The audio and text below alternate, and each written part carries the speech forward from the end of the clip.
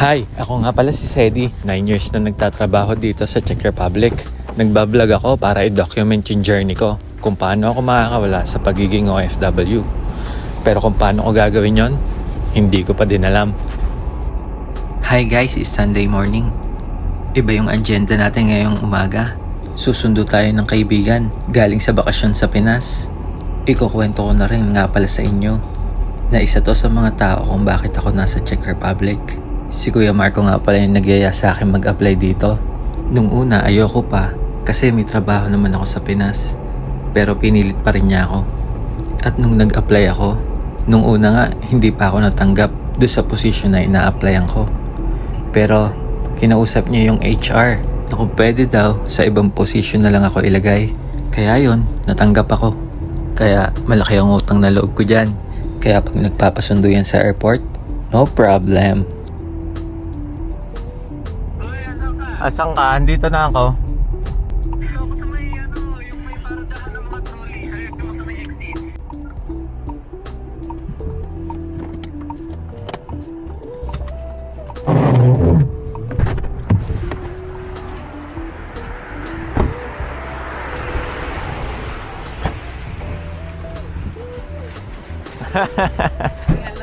Kamusta?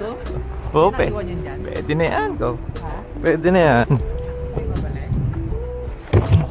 Kamusta? Okay lang yan. Okay lang yan. Ayaw mo na yan. Malamig ba? Kamusta ang bakasyonista? Hindi nyo alam, no? Hindi ko alam ha. Bigla-bigla na lang umuwi. Kailan ka umuwi? 24. 24 ng... Kachat mo ko nasa ko nun. Nasa... Sa pauwi ka na? Yes. Nasa airport ka na? Airport na ako. Nakalagas ka ba? Lagas, boy. Lagas pa. Lagas. Lagas. Sakto ba naman Pasko ka eh? Lahat ng ng part-time. Oo. Wala na. Ay, ganun talaga. Madali na rin sa atin. I-gates na rin. Oo. Ano na? Hindi na nakadaan ng immigration? Hindi na? May e-gates na. Oo, talaga? Talagang passport lang itatap mo? Pero mayroon pa rin. I-travel? May travel pa din. Na-hold ako sa immigration. Bakit? Balik dito. Bakit? No records pa. Nang putangin na gago. Anong no records? Yung Kasi ano mo? diba, nagpapa-implement sila ng OFW pass. Tapos hindi naman nila i-recognize. Paano? Hindi naman nila nire-recognize. Saan ka na hold? Doon sa Pinas? Oo, so yung OEC, no match, no record pa. Sabi niya, wag kang mag-cellphone. Nagalitan ako. Sabi ko, ipapakita ko lang yung records ng OFW pass ko. Oo. Hindi daw. Binigyan ako ng Nang? ng papel. Papirmahan mo to doon sa OWA. Ah, Sabi ko, saan po yung OWA? Magtanong ka sa guard. Sabi? Oo. bakit kasi kailangan pa ng OEC pag ganyan? Kailangan pa rin. Buti may hard copy ako. Diba? Yan sinasabi ko, yung mga babalik, dapat may hard copy. Hindi pwede yung... Bakit may OEC pa? Ganun din naman na yun. Kaya, Pag pabalik-balik na, tapos may visa na, hindi na kailangan ng OEC dapat. Kaya nga, bakit pa nagkaroon ng OFW ID? walang silbi. No? Walang sense. May OFW pass ka hanggang Oo. ka ng OEC. Ano ba yun? May OFW ID ka na, may OWA ID ka pa, tapos hahanapan ka pa ng OEC. Correct. Mga baliw. Pero saan yung ginawa nila na yun? Wala.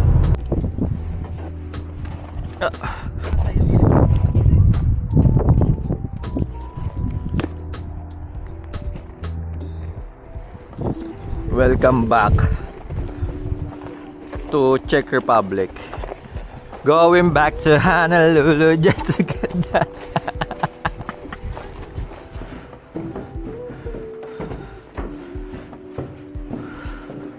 Isa pa ba? Ba, malay ko sa'yo. Buhay OFW.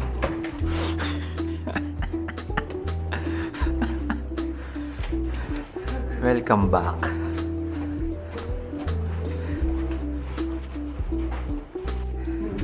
Hello. Ohoy, kamusta, Koys? Nag-car sharing kami. lang yan. Yung ninanuma.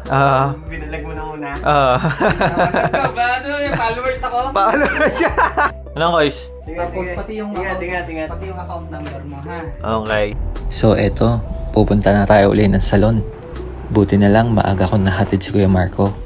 Matutulungan ko pa si Andrea na maglinis sa salon. Wala pa rin kasi si ate, nasa outside Prague pa sila.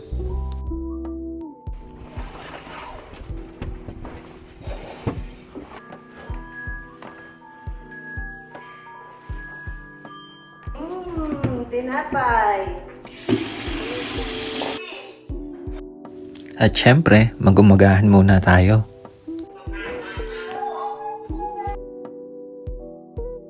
Okay, back to work. Magmap na tayo. Bye-bye. Uuwi na nga pala ako sa bahay ko sa outside Prague. May pasok na kasi bukas. Ganito nga pala yung usually na routine namin mag-asawa. Pag wala akong pasok, uuwi ako ng Prague. And then, sa Sunday, babalik na ako. Kasi may pasok na kinabukasan.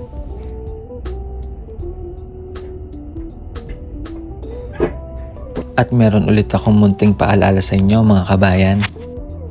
Hindi ka naging OFW dahil wala kang choice. Naging OFW ka dahil may pangarap kang mas malaki kaysa sa sitwasyon mo.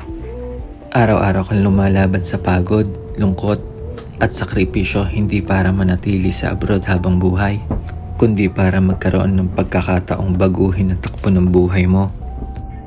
Kung darating ang araw na gusto mo nang umuwi para sumubok, tandaan mo, hindi yun pagsuko, kundi pag-level up.